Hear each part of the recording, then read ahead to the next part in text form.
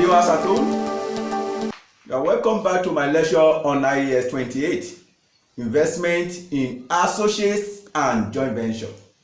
Investment in Associates and Joint Venture. IAS 28, Investment in Associates and joint venture.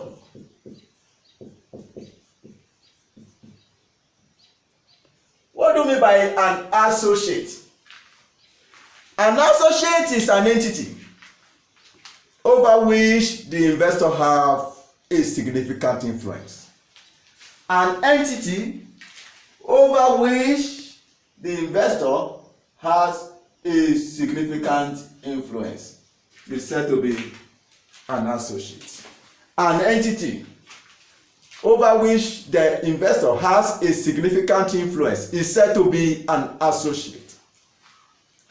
That is an entity including an unincorporated entities. An entity including an unincorporated entities. When I say an unincorporated entities, I mean an entity such as partnership over which the investor have a significant influence and which is neither a subsidiary or a joint venture of the investor. An associate can simply be defined as an entity over which the investor has a significant influence.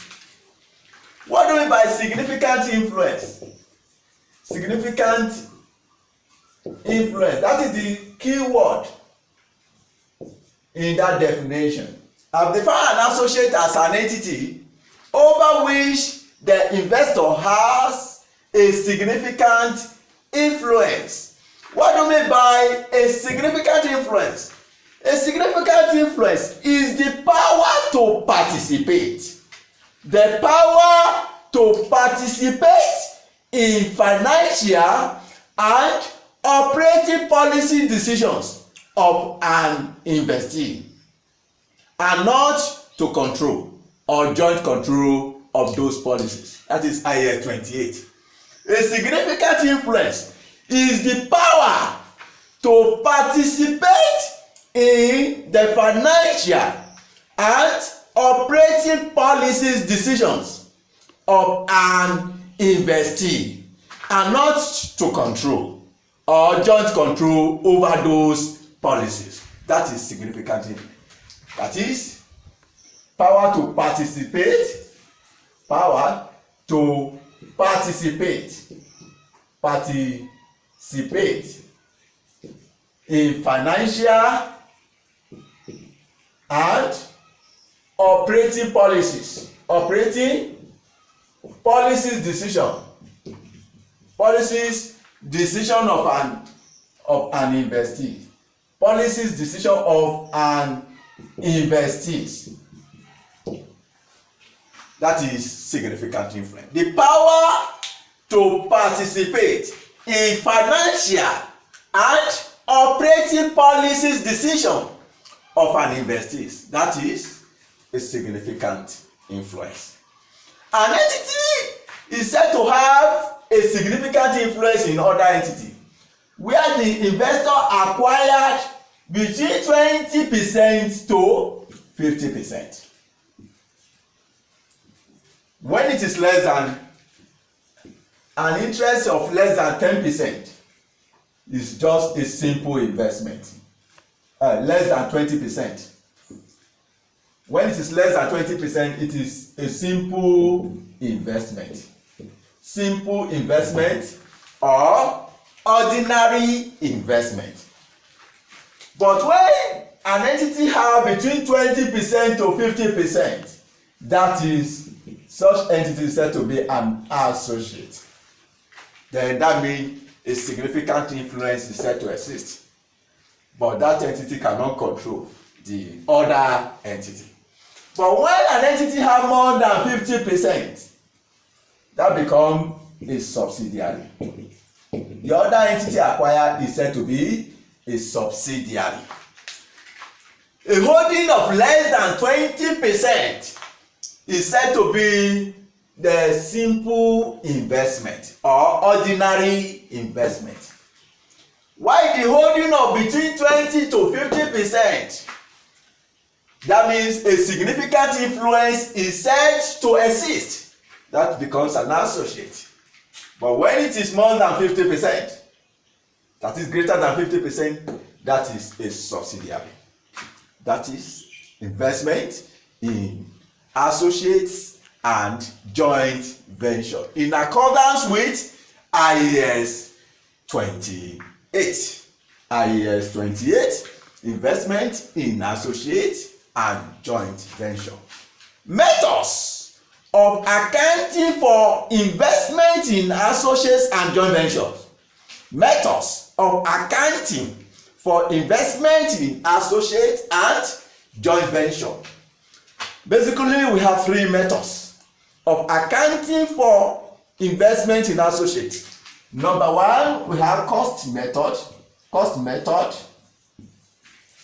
We have two, we have fair value method in accordance with IFRS 9.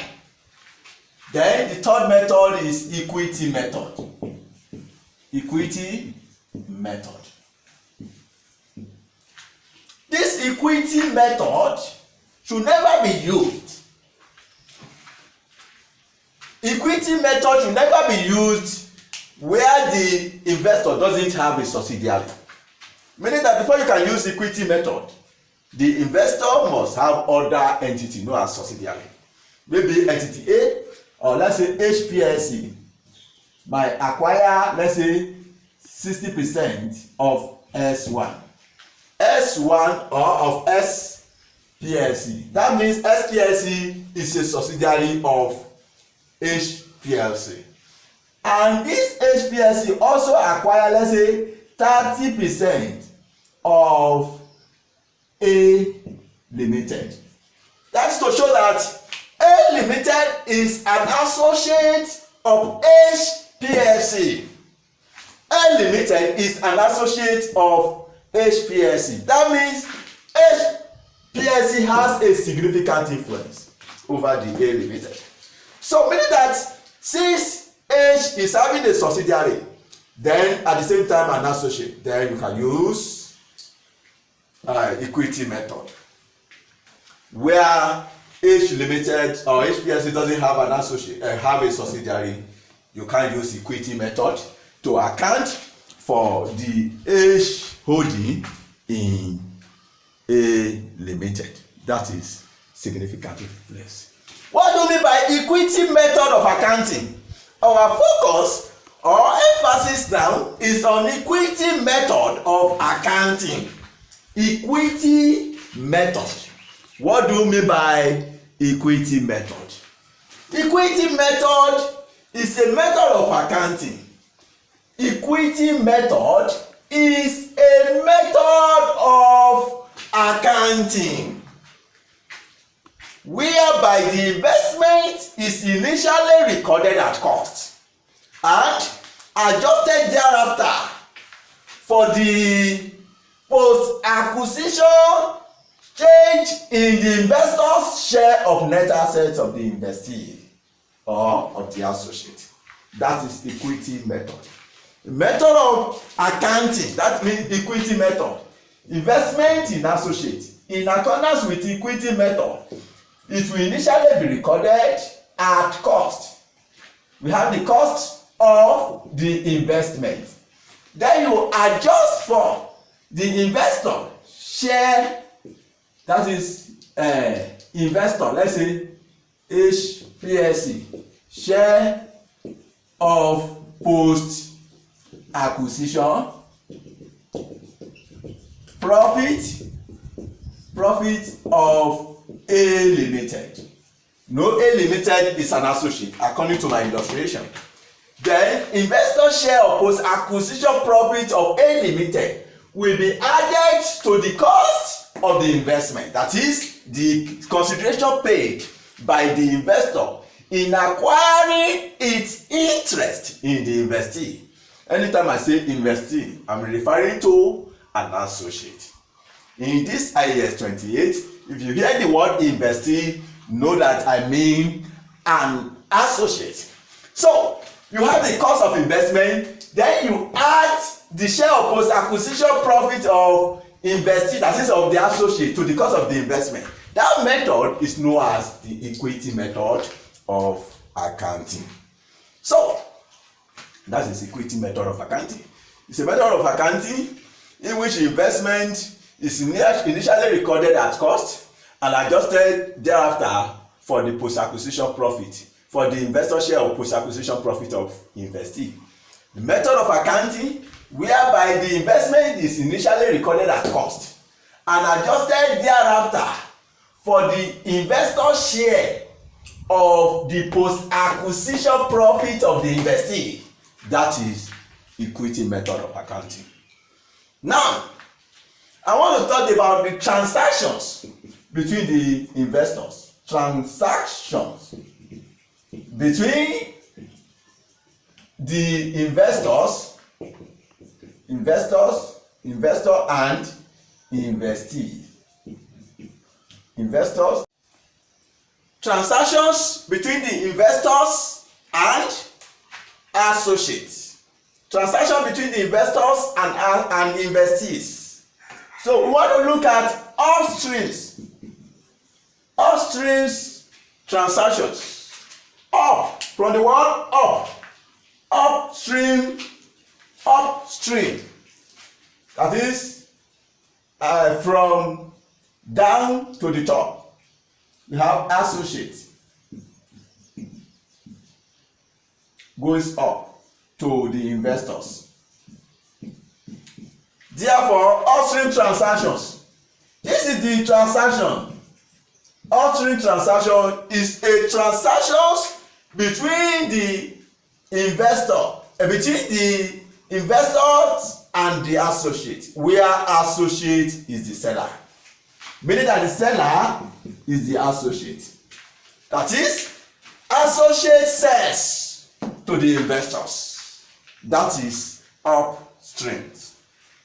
Where associate sells to the investors, that is upstreams. That means in upstream transactions, an associate sells to the investors.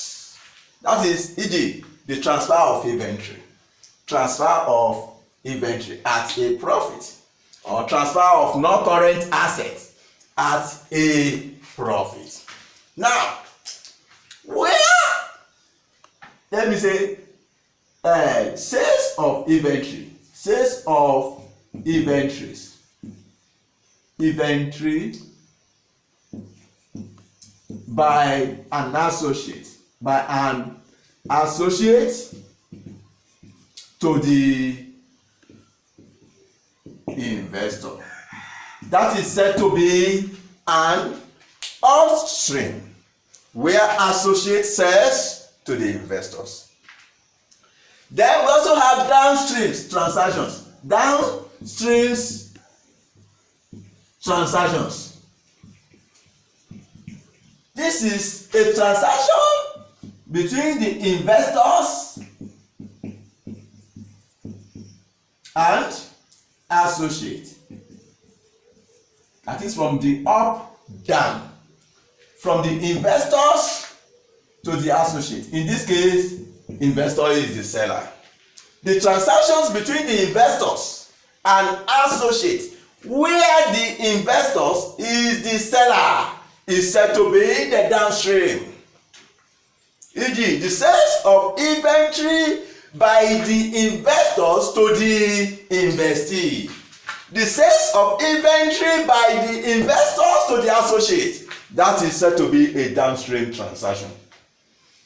Now, remember, this is an associate. We don't consolidate an associate. You don't consolidate an associate. The only thing that will appear in the consolidated statement of profit or loss is the share of associate profit. the share of associate profit will appear in the consolidated statement of profit or loss. Then the only thing that will appear in the consolidated statement of financial position in respect of associate is the investment in associate. Investment in associate. Now, I want to start with upstream transactions. Remember, the transactions between the members of the group, we said they should not be conducted at a profit.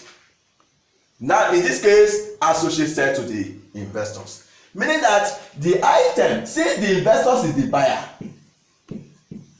investor is the buyer, that means the item will be included in the inventory of the investors.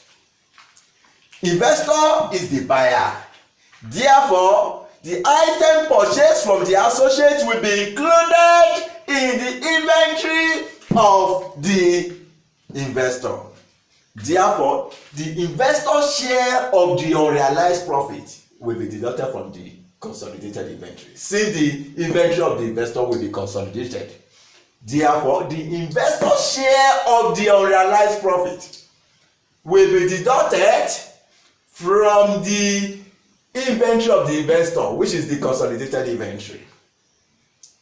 Remember, investor is the buyer, and this item will have been included in the inventory of the investor. This unrealized profit will only need to be calculated where the portion of the item purchased by the investor from the associate have not been sold by the investor to the third party.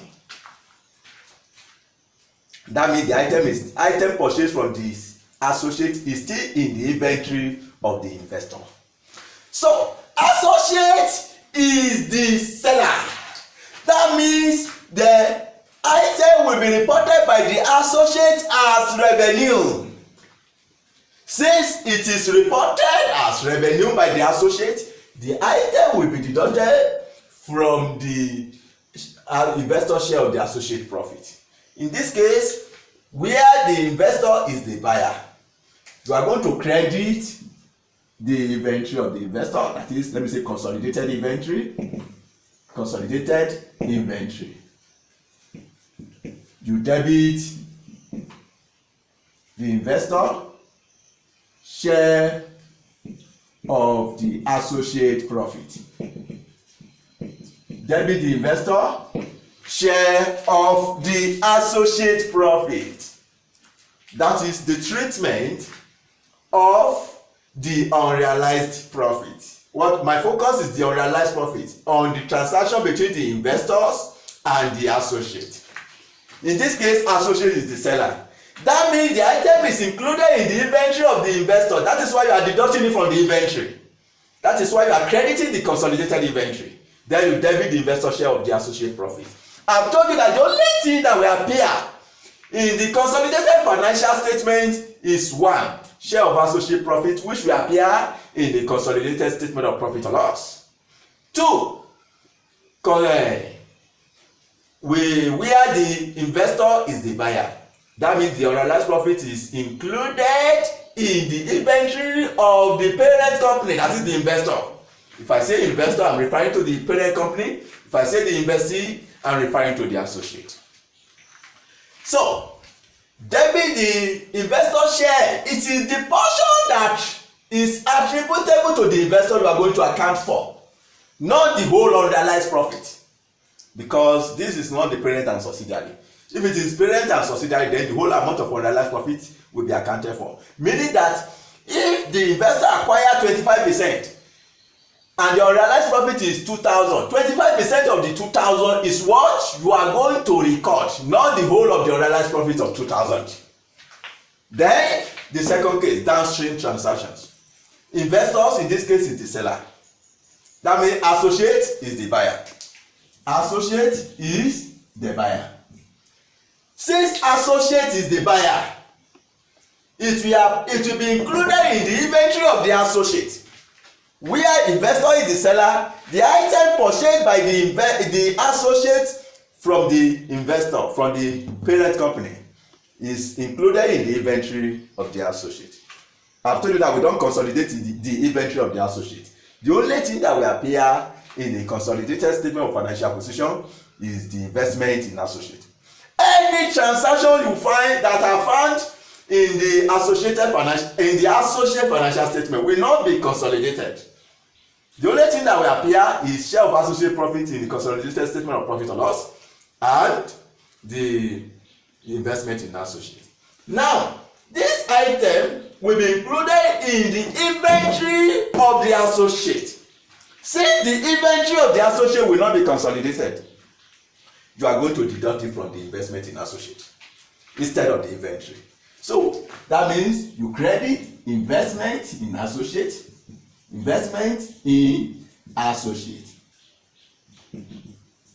and you debit share of the associate profit. So meaning that in both cases, the unrealized profit will be debited to the share of associate profit. The only difference is that it will be credited to the consolidated inventory where the associate sells to the investor. But in this case, it will be credited to the investment in associate where the investor is the seller. Therefore, investment in associate now, in accordance with equity method now, less unrealized profit, provision for unrealized profit. Provision for unrealized profit on sale of inventory. Where the parent is the seller. Where parent is the seller. It is only where parent is the seller, just the second case. That is downstream. It is only where the parent is the seller that this unrealized profit will be deducted here. Then you can also have impairment loss. Impairment loss on investment in associate. Impairment loss on investment in associate will equally be deducted. Then you arrive at the cost of investment that will appear in the consolidated statement of financial position under equity method of accounting. So we want to take question as work example. Example 1. All the questions I've been using as work example in this part 1 of my lecture on IAS 28 are obtained from ACCA study test by BPP Learning Media. BPP Learning Media ACCA study test. Example 1. PICO, a company with subsidiaries, acquired 25,000 of the 100,000 $1 ordinary shares in ACO. $1 ordinary share in ACO for $60,000. For $60,000. On 1st January 2008, in the year to 31st December 2008, ACO earns profits after tax of $24,000, from which it pays a dividend of $6,000. How will ACO's result be accounted for in the individual and consolidated accounts of PICO for the year ended 31st December 2008? How should the transaction be accounted for? Now, how will ACO result be accounted for in the individual and consolidated accounts of PICO? Now, in PICO individual financial statement. In PICO individual financial statement, The investment will be recognized at cost of 60,000. That is statement of financial position. Statement of financial position.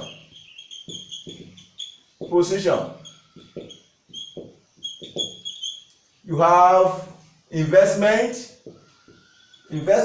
in, you have it as investment in A co, and that will be recorded as 60,000 unless there is impairment.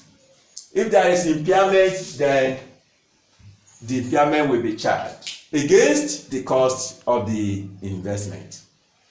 In PICO, statement of profit or loss. Statement of profit or loss. The only thing that will appear is the share of investment income. Share of the investment income. Income from shares in associate. And that will be 25. Now, determine the percentage of acquisition. Percentage of acquisition of PICO in ACO. The number of shares acquired is 25,000.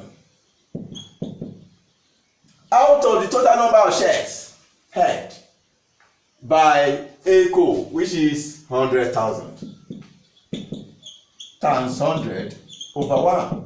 Percentage of acquisition is 25%. Percentage of acquisition is 25%.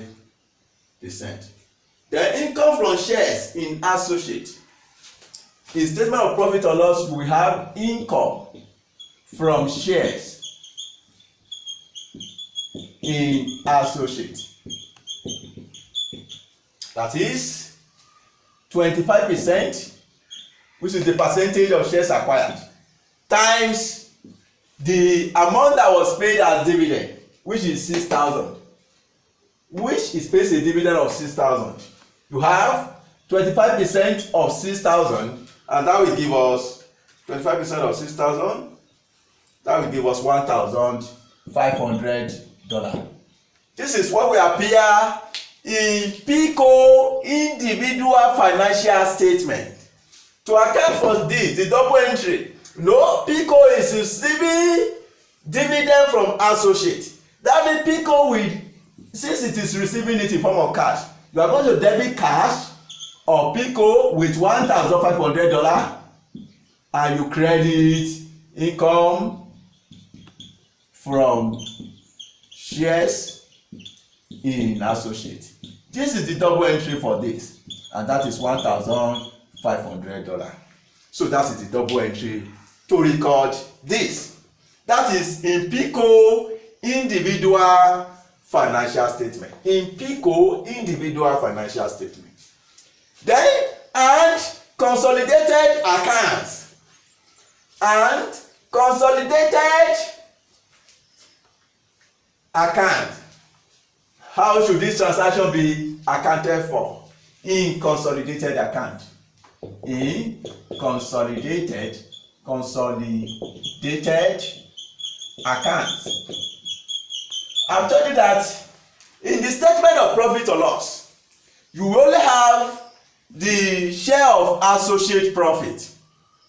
While in the statement of financial position, you only have investment in associate. I've told you that your investment in associate should be accounted for using equity accounting method. Equity accounting method should be used to account for the investment in associate. So now, investment in associate.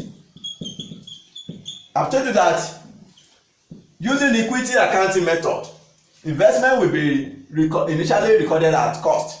The cost of the investment is $60,000. Then you now have investor. The investor is PICO. Investor is PICO. PICO share or post acquisition profit. Post acquisition post-acquisition profit of ACO. How much is the post-acquisition profit? To determine the post-acquisition profit, you will need the date of acquisition. Shares. PICO, a company with subsidiaries, acquired 25,000 of the 100,000 $1 ordinary shares in ACO for $60,000 on 1st of January 2008. 1st of January 2008 is the date of acquisition. In the year to 31st December 2008, ACO earned profits after tax of 24,000. This profit after tax of 24,000 relates to post-acquisition period, since the acquisition is at the beginning of the year. The profits earned from the January 2008 to December 2008 relates to the post-acquisition period. ACO earns profit after tax of 24,000. I told you that this 24,000 relates to post-acquisition period, from which it pays a dividend of 6,000. From the profit of 24,000, a dividend of 6,000 is paid. That means the amount of profit that will be retained will be 24,000 minus 6,000. The post-acquisition profit that will be retained, the one that will not be distributed as dividend, will be $18,000. That is $24,000 minus 6,000. That is the retained profit. Retained profit is 18,000. Now, percentage of acquisition is 25%. 25% of 18,000. That will be the PICO share of post-acquisition profits of ACO times 18,000. The share of post-acquisition profit is 4,500. Now, you also check if there are in transaction between the PICO and ACO. No transaction between the investors and the investee. So there are no transaction, and the investment in ACO was not impaired. No information like that. So meaning that what will appear in the statement of financial position of PICO Group, that is consolidated statement of financial position, will be 64,500. This is what will be recorded as investment in ACO. That is 64,500 in the consolidated statement of financial position. PICO Group. Consolidated statement of financial position, not PICO individual financial statement again. Then this retained earnings of 18,000, the profit after tax, we have profit after tax of 24,000 as given in the question. Then we have dividend paid, and that is 6,000 as given in the question. If you subtract 6,000 from 24,000, you'll be left with 18,000. That 18,000 is the retained earnings. This retained earnings of 18,000 relates to the post-acquisition period.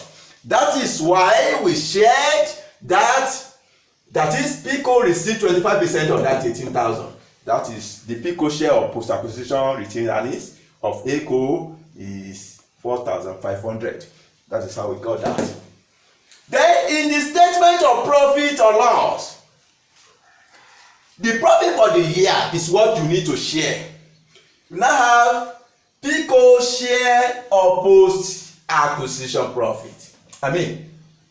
We now have share of profit of ACO. We now have share of profit of ACO. That is what you are going to have in the consolidated statement of profit or loss. Share of profit of ACO, that is of ACO. ACO is the associate. Share of profit of associate, which is 25% of, it is the profit for the year that will be shared, and the profit for the year is 24,000. So that means you have 24,000 times 25% of 24,000. 24,000, then the 25% of that. That will give us $6,000. This is what will appear in the consolidated statement of profit or loss. PICO Group consolidated statement of profit or loss. This for the year ended 31st December 2008. So this is what we appear there. Please write the heading in full under the exam condition. The date is very important. Consolidated statement of financial position for the year ended 31st December 2008. This is the extract of the group financial statement. That is the solution to question example 1. Let's look at example 2. Example 2. On 1st January 20x6. I've told you that all the questions used as work example in part 1 of my lecture on IAS 28, investment in associate and joint venture were obtained from BPP ACCA study test. F7, financial reporting. On 1st January 2008, the net tangible assets of ECO amounts to $220,000, financed by $100,000, $1 ordinary shares, and revenue reserves of $120,000. PICO, a company with subsidiary, acquires 30,000 of shares in ECO for $75,000. That is the consideration paid. That is the amount the shares were acquired. This is the cost of the investment. During the year ended 31st December 2008, ECO profit after tax is 30,000, from which dividends of 12,000 are paid. Show how the PICO investment in ECO will appear in the consolidated statement of financial position at 31st December 2008. You are not to show the one that will appear in the individual financial statement. The only one you have to show here is the one that will appear in the consolidated statement of financial position. So I have told you, since this entity has subsidiaries also, that you are going to use equity method of accounting. I've told you that equity method of accounting will only be used where the entity has other entity as subsidiaries. So now, you first of all determine the percentage of acquisition. Percentage of acquisition. The number of shares acquired is 30,000 shares. The number of shares acquired is 30,000 shares out of the total shares of 100,000. So we have 30,000 over 100,000 times 100, and that will give us 30%. The percentage of acquisition is 30%. So this 30% shows that a significant influence exists. That is to show that the investee is an associate of the investor. Now, the next thing is to look at the date of acquisition in order to determine the post-acquisition profit. Now, how much is the post-acquisition profit? Now, the date of acquisition on 1st of January, the date of acquisition is 1st of January 20x6. That is to show that any profit earned from this 1st of January 20x6 upward relates to the post-acquisition period. The net tangible asset of ECO amounts to $220,000, financed by $100,000, $1 ordinary shares, and revenue reserves of $120,000. PICO, these are the net asset and the equity as at the date of acquisition. So you should not confuse this with the post-acquisition or pre-acquisition period. These are what they have at the date of acquisition. In fact, this information ought to relate to the pre-acquisition period. This means in the PICO, in the individual financial statement of ECO, you are having the tangible asset, ECO statement of financial position, statement of financial position. That means you are having, as at the year end is 31st December, as at 31st December 20x6. So now you are having tangible assets. Under assets, you are having tangible assets, and the tangible asset is given to be $220,000.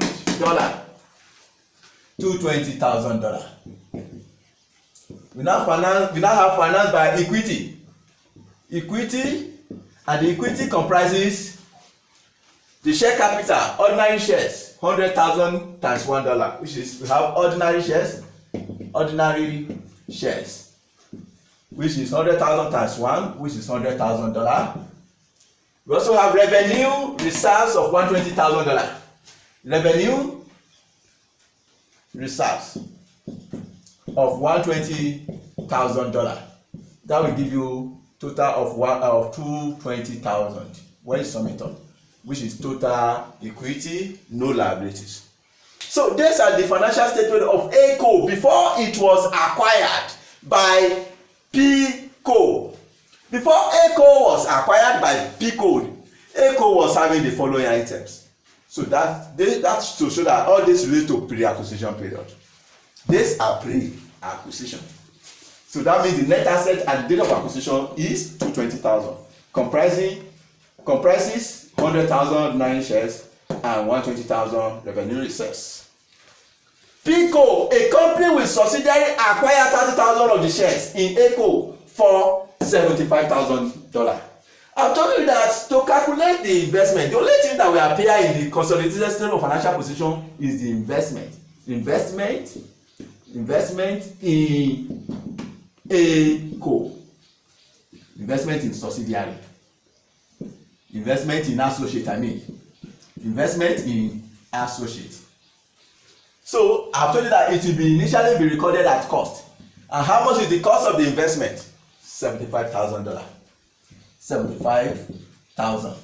Then you now adjust for the investor's share of post-acquisition, PCO, share of post-acquisition. It is post-acquisition unit, not pre-acquisition. Post-acquisition profit of ACO. How much is the post-acquisition profit of ACO? During the year ended 31 December 2006, ACO profit after tax is $30,000, since they were having this before acquisition, and the only profit earned after tax after acquisition, since acquisition is 1st of January 2006, the profit earned after tax is $30,000. That's to show that this profit of $30,000 relates to the post-acquisition period, from which dividends of $12,000 are paid. So if you subtract the dividend paid from the profit, then you'll be left with 30,000 minus 12,000. That will be 18,000. That means the post-acquisition profit will be 30%. The percentage of acquisition is 30%. 30% of 18,000.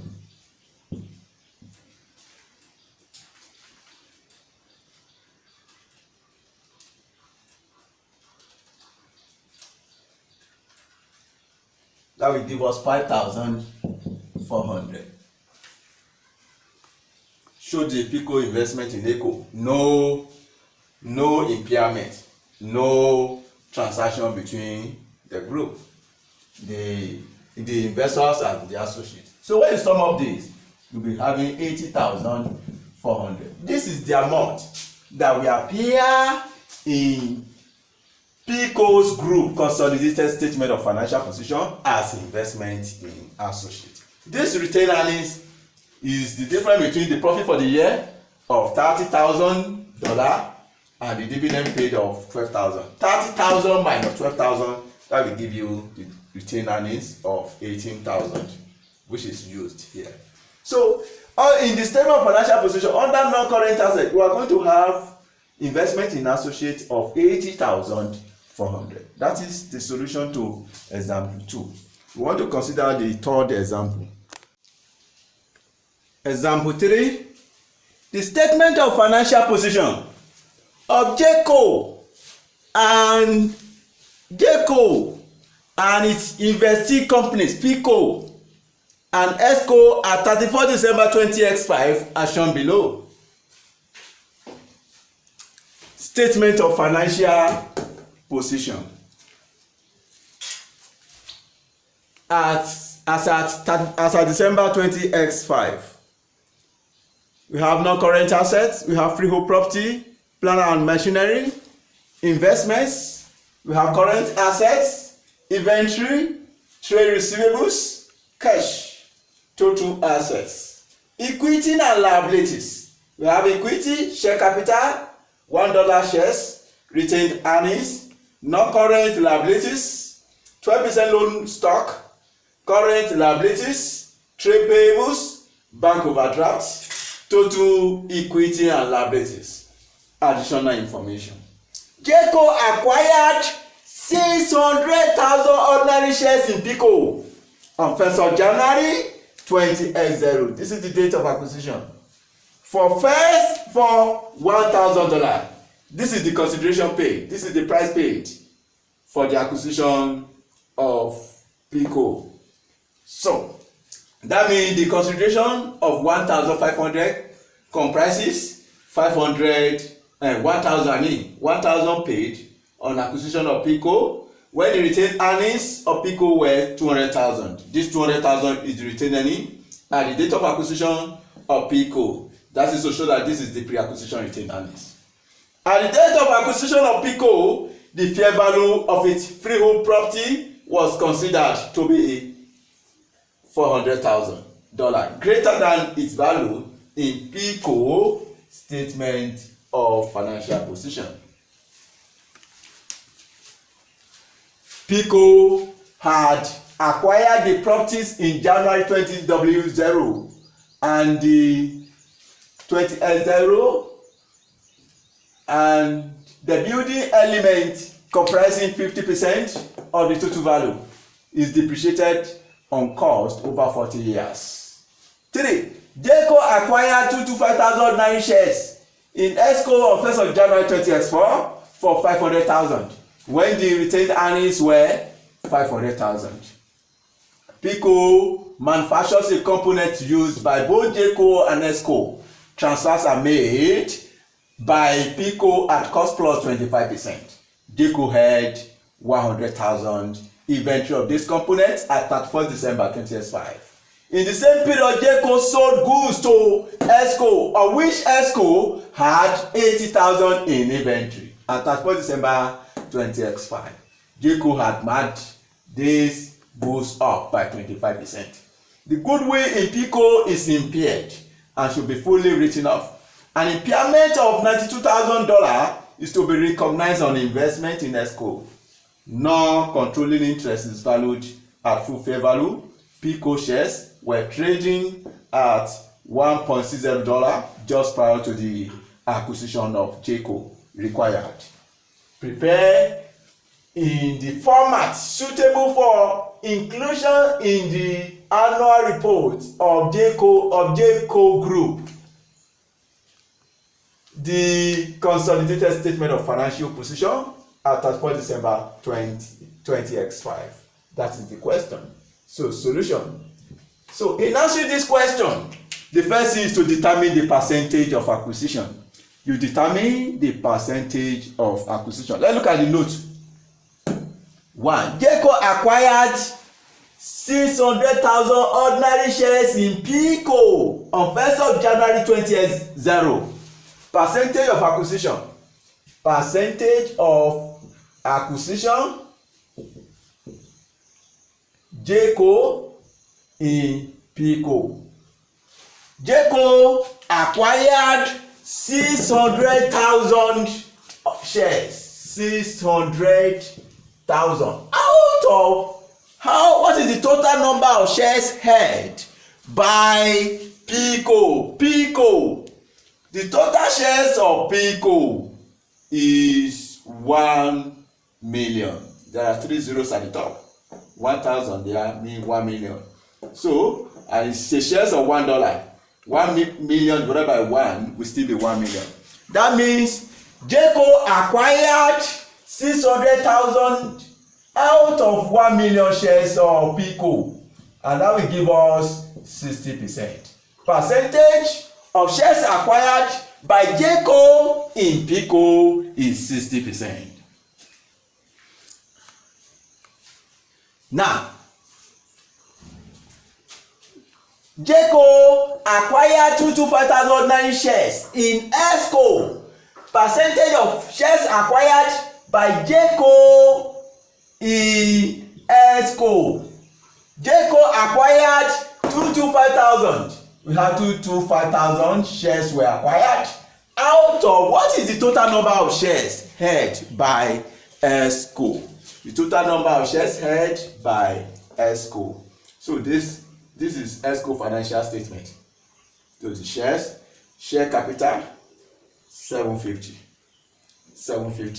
So that means 225,000 shares were acquired out of 750,000 shares held. So that will give you the percentage of acquisition. 225,000 divided by 750,000, and that will give us 30%. So that is the percentage of acquisition. Group structure now. Group structure. That is, JCO acquired 60% of PICO. 60% of PICO. JCO also acquired 30% of ESCO. JCO acquired 60% of PICO. At the same time, JCO acquired 30% of ESCO. That is to show that PICO is a subsidiary of JCO.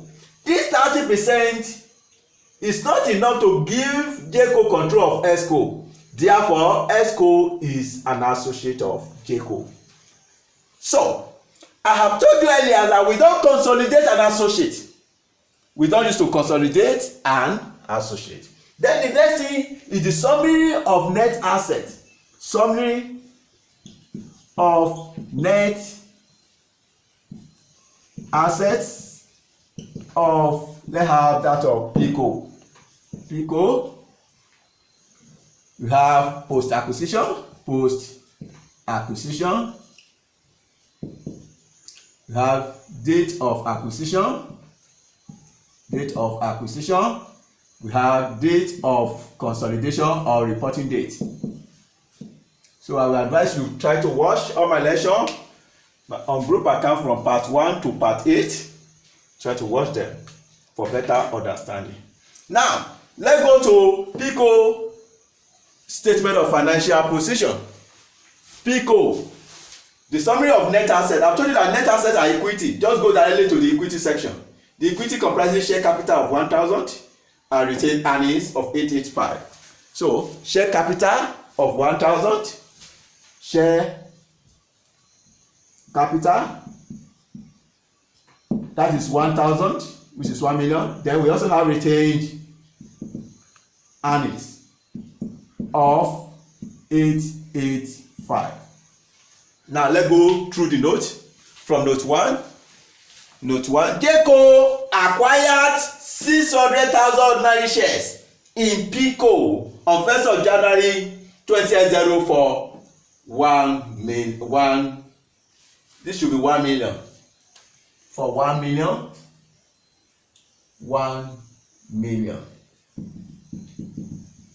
When the retained earnings of PICO were 200,000. This is the retained earnings at the date of acquisition. The retained earnings at the date of acquisition is the pre-acquisition retained earnings. So you have the one at the date of acquisition, 200,000. Then when you subtract this 200,000 from 1 million, then you'll be left with 800,000. Sorry, that is share capital. The share capital at the date of acquisition will still be 1 million. Post acquisition will be nil. Retained earnings at the date of acquisition is 200. If you subtract 200 from retained earnings of 885, you'll be left with 685. This 685 is the post-acquisition retained earnings of PICO. The post-acquisition retained earnings of PICO is 685 after deducting 200,000 from 885,000.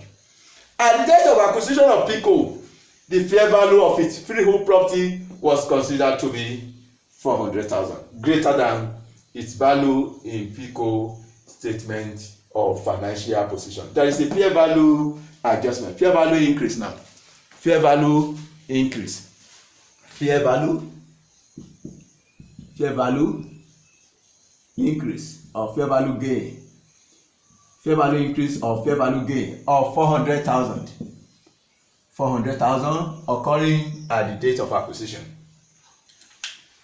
So It occurred at the date of acquisition. That is why I put it here. This is just a memorandum column. So,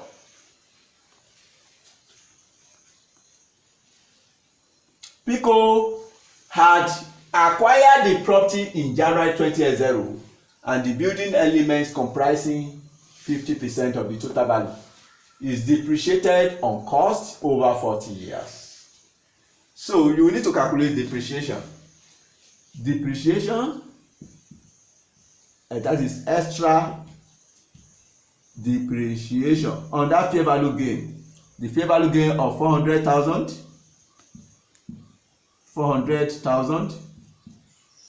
and the building element is 50%. It's only the building comprising 50% of the total value. The building element comprising 50% of the total value. It's only the building that will be depreciated. That means the remaining 50% will be land. 50% of that will be attributable to building over 40 years. 50% of this will give you 200 divided by 40 years. Now, over 40 years. Pico had acquired the property in January 2010. From January 2010 to the date of consolidation. The date of consolidation is 31st December 20x5. December 31st 20x5. So to 20x5. How many years is that? You have 20x0, which is 1, 20x1, 2, 20x2, 3, 20x3, 4, 20x5, 5, 20, okay. Sorry, let me recount. 20x0, 1, x1, x2, x3, x4, x5. That is 6 years altogether. From 20x0 to 20x5, that is 6 years altogether. That means accumulated depreciation over that 6 years period. 50% will be building. 50% of 400,000 will be building, which is 200,000. Then divided by 40 years, that will give us 5 times 6.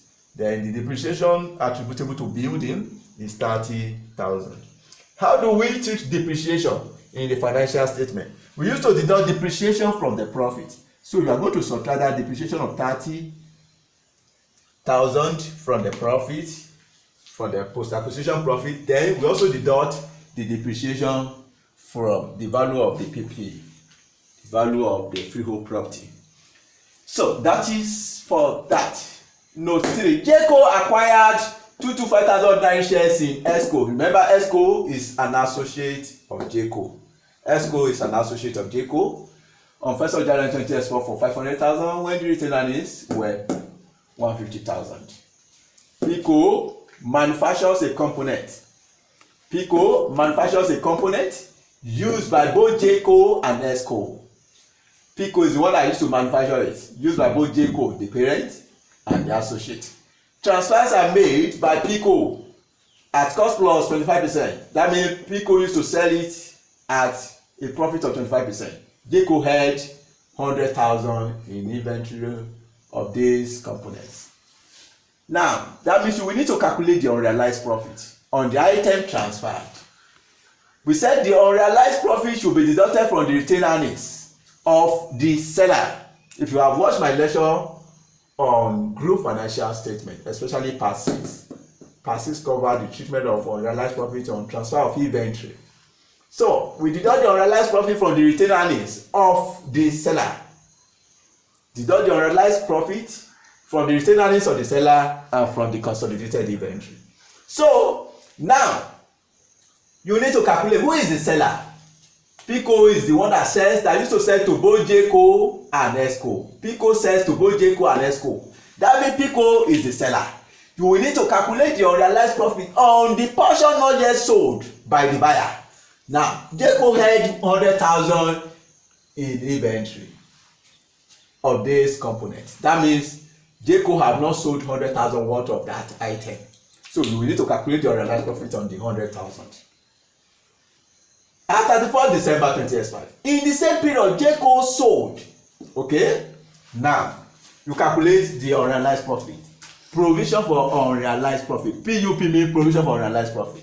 You know, he used to make profit of 25%. 25% on the portion not yet sold. 25 over 100. Convert. You are given markup of 25%. Cost plus mean markup. Then you convert it to margin. So it will be 25 over 100 plus 25, which is 25 over 125 times 100,000. It is because Pico is the seller. That is why we want to charge it against the profit of Pico. 25 divided by 125 times 100,000. That will give us 20,000. So you charge it against the profit of Pico, 20,000. Then let's go further. Jayco had 100,000 in inventory of these components at 31 December 2025. That have been dealt with. In the same period, Jayco sold. Jayco is the seller of this. That means this unrealized profit, the profit ought to be charged against the profit of Jayco. Against the Jayco, not Pico. This is for Pico. So that is why we are not going to use it here. We are going to use it when we get to the retained earnings of Jayco, which is the consolidated retained earnings, since Jayco is the parent. ESCO, of which ESCO had 80,000 in inventory at 31st December 2025. Jayco had mad. This goes up by 25%. So when we get to the profit of Jayco, then we adjust for that. Then this is the sales between Jayco and ESCO. Remember, ESCO is an associate of Jayco. Since Jayco is the investor, the parent, ESCO is an associate. That means the unrealized profit, the Jayco share of that unrealized profit will be deducted from the profit of Jayco. That is from the consolidated retained earnings. And then it will equally be deducted from the investment in ESCO, since Jayco is the seller. That this is a downstream activity or transaction. So it will be deducted from the inventory, from the investment in Jayco. 5. The goodwill in Pico is impaired and should be fully written off. An impairment of 92,000 is to be recognized on the investment in ESCO. So that is for impairment. Then the policy, non-controlling interest is valued at full fair value. Pico shares were trading at 1.60 just prior to the acquisition of Jayco. Just prior to the acquisition by Jayco. So the policy now is full of fair value. I've told you that where the policy is fair value, that the impairment loss should be deducted from the retained earnings of the subsidiary. And where the policy is the proportionate share of net assets, you deduct the impairment loss from the retained earnings of the parent. But the policy is fair value. So the impairment loss now should be charged against the profits of the subsidiary. That is Pico. Pico is the subsidiary. So this is the impairment on the investment. It is the goodwill that will be impaired fully. It is the impairment loss. We have not calculated our goodwill. Impairment loss. That means when you calculate the value of goodwill, the full value of the goodwill is what we are going to impair here. The full value of goodwill will be impaired here. But this 92,000 will be charged against the profit of ESCO. Now, that is for that. Now back to the question. Let's back to the requirements of the question. So, note 1. Additional information.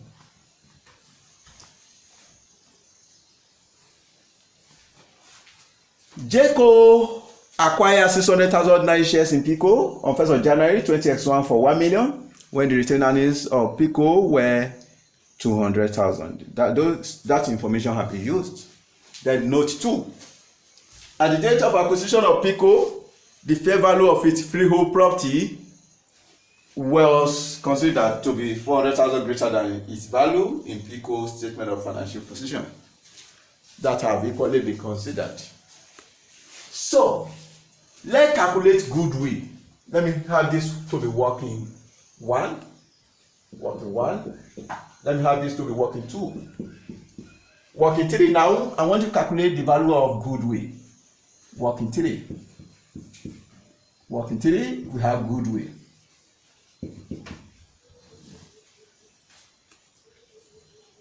I said goodwill is consideration transferred. Consideration transferred. Consideration transferred. How much did or does JCO paid in acquiring shares in PICO? JCO paid 1 million. 1 million. Then you add the non-controlling interest. Non-controlling interest on the basis of the parent company policy. Non-controlling interest is valued at full fair value. PICO shares were trading now at 1.60 just prior to the acquisition. This is the market value of the shares of PICO. Now, the percentage of shares acquired by JCO in PICO is 60%. That means the remaining 40% will be attributable to non-controlling interest. So the non-controlling interest will be 40% of the total number of shares of PICO.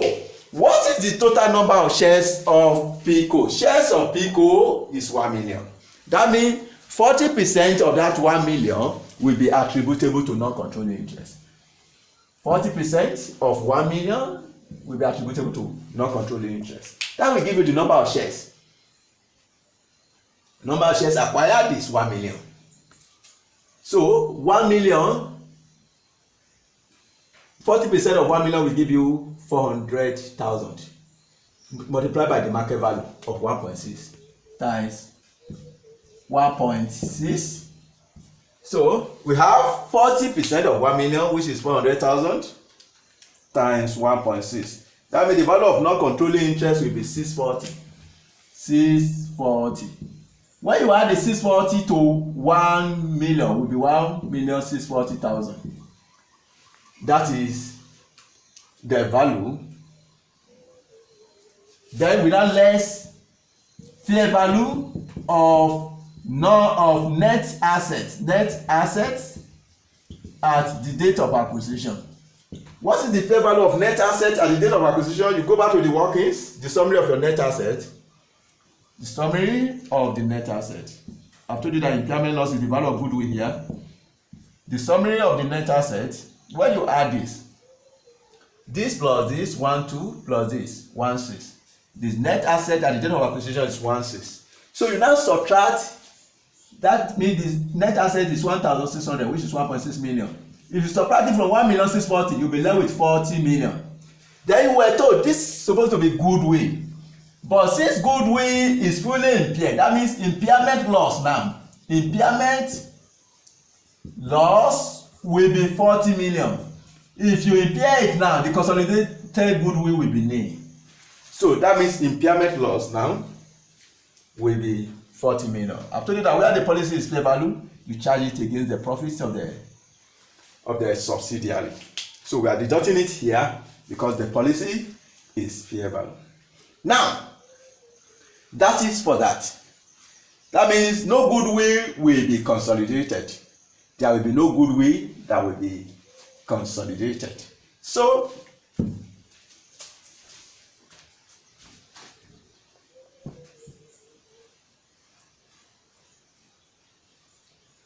then working for, you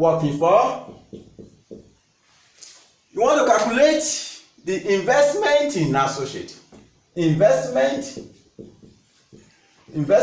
in associate, and the associate is ESCO. That is investment in ESCO. You have the cost of the investment. I've told you that under the equity method of accounting, investment will be initially be held as cost. JCO acquired 225,009 shares in ESCO on 1st of January 2024 for 500,000. The cost of the investment is 500,000. You adjust thereafter for the investor share of post-acquisition profit of the investee. That means you equally need the post-acquisition profit of the investee. That is the post-acquisition profit of ESCO. You will need that too. So to calculate the post-acquisition profit now of ESCO, you will equally need the summary of net asset of ESCO. Let me have that to be working file. Working file, summary of net assets of ESCO. We have post acquisition, we have date of acquisition, we have date of consolidation. The net asset, now go back to the statement of financial position, the equity section. The net asset of ESCO comprises share capitals of 750 and retained earnings of 390. We have share capital of 750, share capital of 750, then we have retained earnings. Retained earnings of 390. If you go back to this note, JCO acquired 225,009 shares in ESCO on 1st of January 2024 for 500,000 when the retained earnings were 150. Then the one at the date of acquisition is 150. This will be 750. Post acquisition will be nil. Then we have 150. That means the post acquisition will be 390 minus 150. That will give us 240. The post acquisition retained earnings of ESCO is 240. That is the post acquisition retained earnings of ESCO. That is 240. Now, PICO had acquired the properties in January. That is for property. So we have equally done with this. PICO manufactures a component used by both JCO and ESCO. Transfers are made by PICO at cost plus 25%. JCO held 100,000 in inventory of this component. At 31st December 2025, in the same period, JCO sold goods to ESCO, of which ESCO had 80,000 in inventory. This is the sales by the investor to the associate, sales by the parent to associate. I've told you that where that is the case, the unrealized profit should be deducted from the investment in associate. So the only post-acquisition profit we have is 240. The post-acquisition profit is 240.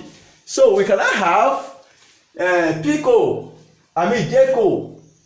share of post-acquisition retained earnings of ESCO. No, the percentage of acquisition is 30%. 30% of that 240, of the 240,000. 30% of 240,000, and that will give us 72,000. 72,000. Then the unrealized profit. Provision for unrealized profit. Provision for unrealized profit. No, this is the sales by the investor to associate. The investor sells to associate, and associate had 80,000 in inventory. So you calculate the unrealized profit 25 over 125 times 80,000. This will give you the unrealized profit. And what the investor acquired in associate is 30%. Multiplied by 30%, that will give you the investor's share of the unrealized profit. So the unrealized profit 25 over 125 of 80,000. 25 over 125 times 80,000 will give you 16,000. Times 30%, that will give us 4.8 million. 4.8 million. I mean 4,800. 4,800. I said you deduct it from the investment in associate. Then we also have the impairment. An impairment of 92,000 is to be recognized on investment in ESCO. We also have impairment loss. Impairment loss on investment, which is 92,000. So when you deduct that, The amount that will be reported as investment in associate will be 500 plus 72 minus 4.8 minus 92. There you have 475,200. 475.2. That is the amount that will appear as investment in associate. Amount that will appear as investment in associate. Then working 6. Working 6. Then you have retained earnings. We start with JCO retained earnings as per statement of financial position. JCO retained earnings as per statement of financial position, and that is given to be 1,460. 1,460. Then we now have JCO share of adjusted post acquisition retained earnings of PICO. The adjusted post acquisition retained earnings of PICO, and that is 595. 595. So what JCO acquired in PICO is 60%. 60% of 595, that will give us 60% of 595, and that will give us 357. JCO share of post acquisition retained earnings of ESCO. What JCO acquired in ESCO is 30%. 30% of the post acquisition retained earnings of ESCO, which is 240. 30% of 240, and that will give us 72. Remember, JCO sells to associate, which also give rise to unrealized profit of 4.8. And we said the unrealized profit should be deducted from the retained earnings of the seller. Since JCO is the seller, you are going to deduct it. Provision for unrealized on sales to ESCO, which is 4.8. What are 800? Then we also have impairment loss. Impairment loss on investment in ESCO. Impairment of investment in ESCO, which is 92. You deduct that as well. Then you cast 1,460 plus 357 plus 72 minus 4.8 minus 92. That will give us 1,792.20. 1,792.20. Working 7. Working 7. The major working that requires working in PP, we have freehold property. Freehold property. Freehold property. Freehold property of JCO is 1,950. JCO 1,950. That of Pico is 1,250. Don't forget, ESCO is an associate. ESCO is an associate, so we don't consolidate associate. So you don't need to add anything in associate column. Now, we also have fair value gain.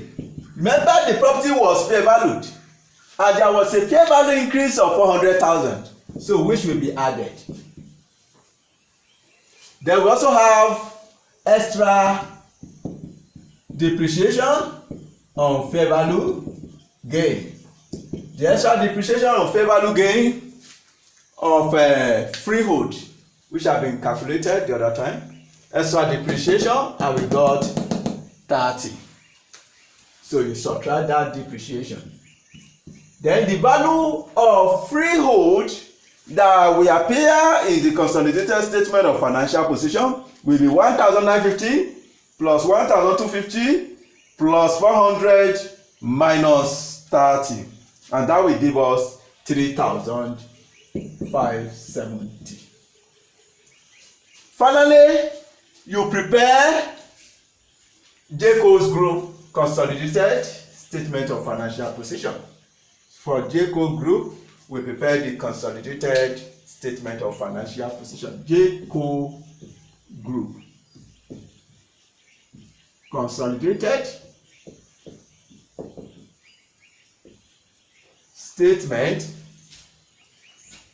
statement of financial position as at 31st December 20x5.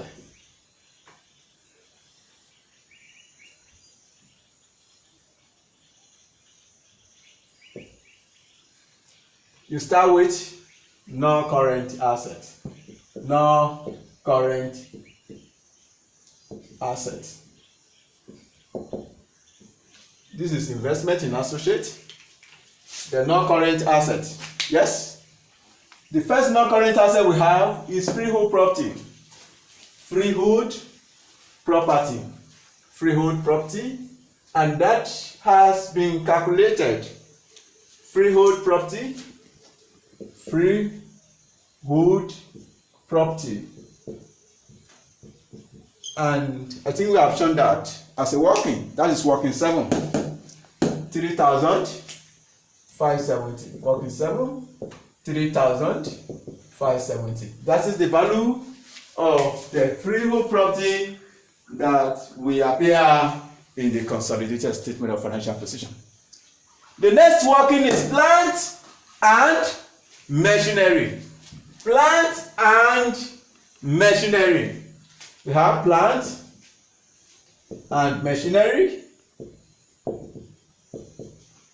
We have for JCO plant and machinery is 375. 375. That of Pico is 3. That of JCO is 795, and why that of Pico is 375.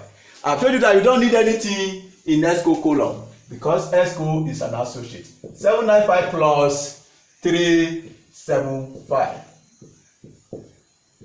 So when you sum it up, 795 plus 375, and that will give us 1,170. Then the next column in the statement of financial position is investment.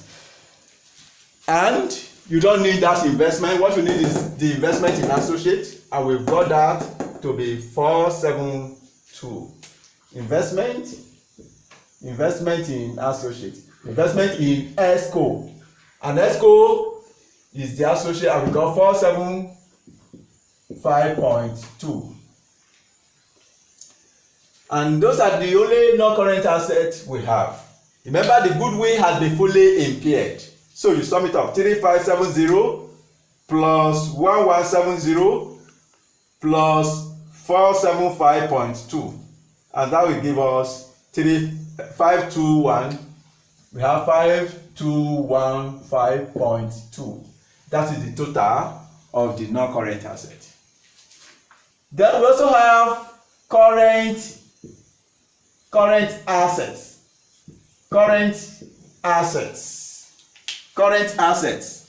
Part of our current assets is inventory. Our current assets include inventories. We have 575 for JCO and 300 for ESCO. Then we also have 265 for 300 for PICO and 265 for ESCO. I've told you that you don't need anything in ESCO column, so just add that of PICO and JCO. Inventory, that of JCO is 575. That of PICO is 300. There are transfer of inventory between the members of the group.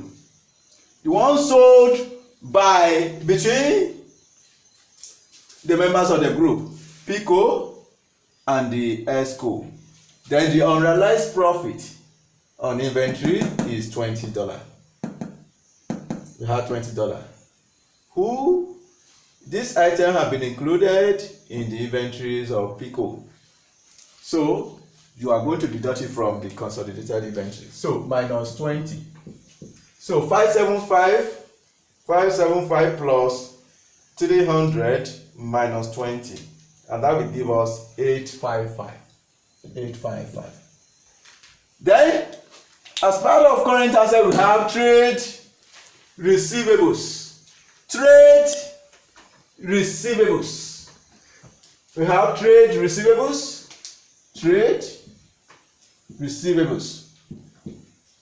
That of JCO, trade receivable JCO is 330. While that of PICO is 290. 330 and 290. So we have 330 plus 290. So when you sum it up, 330 plus 290, that will give us 620. So that is receivables. Receivables is 620. Then the last current asset we have is cash, which is 50 and 120. You don't need that of associate. Cash 50 and 120. 50 plus 120, that is the cash. 50 plus 120, and that will give us 170. So the current asset is totaled 855 plus 620 plus 170, and that will give us 1,645. That is the total of the current asset. You add it to the non-current asset plus 5215.2. The total asset is 6,860.2. That is the total assets. After total assets, you have equity and liabilities. Then you go to the equity section of the statement of financial position. You have share capital. The share capital, that of the parent only, will be used. The share capital of JCO is 2,000. That is the only share capital that will appear in the consolidated statement of financial position. You have share capital, that of JCO, which is 2,000. Followed by the retained earnings. The retained earnings of that will be consolidated is 1792.2. We have retained earnings. That is working six, which is 1792.2. That is the retained earnings. No other. So when you sum it up, it will be 3792.2. After that, you have non-controlling interest. Non-controlling interest. Remember, the non-controlling interest is valued at fair value. The non-controlling interest is valued at fair value.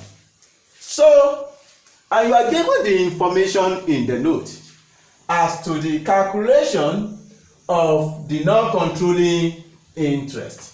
Information given as to the calculation of non-controlling interest. Let me have working 8. Non-controlling interest. NCI at acquisition.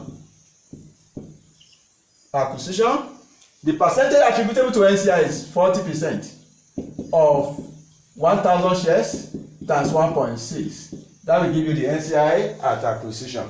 If you check the working of goodwill, so it is the same thing we did, and that gives us 640. Then we now have NCI share of adjusted post acquisition retained earnings of PICO, which is 40% of what is the adjusted post acquisition retained earnings of PICO, which is 595. 40% of 595, and that will give us 595, 40% of that, and that gives us 238. 238. If you add the 238 to 640, and that will give us 878. That is the value of non-controlling interest. That is working 8. Working 8. That is 878. 878. So when you add it to 3792.2, the total equity will be 4670.2. That is the total equity. After equity, you have non-current liabilities. After equity, the next item is non-current liability. So we have non-current liabilities. Non-current liabilities. The non-current liabilities. We have 12% loan stock, 500 plus 100, and that will give us 600. 12% loan stocks, 500. 12% loan stock, 500 plus 100, and that will give us 600. That is the total of our non-current liability. Finally, you have current liabilities. Current liabilities. And current liabilities include trade payables. Trade payables 680 plus 350. Trade payables. Trade payables, which is 680 plus 350, and that will give us 680 plus 350. That will give us 1030. Then we also have bank overdraft. Bank overdraft, which is 560. Bank overdraft. Bank overdraft, which is 560. So you add the equity from equity to that.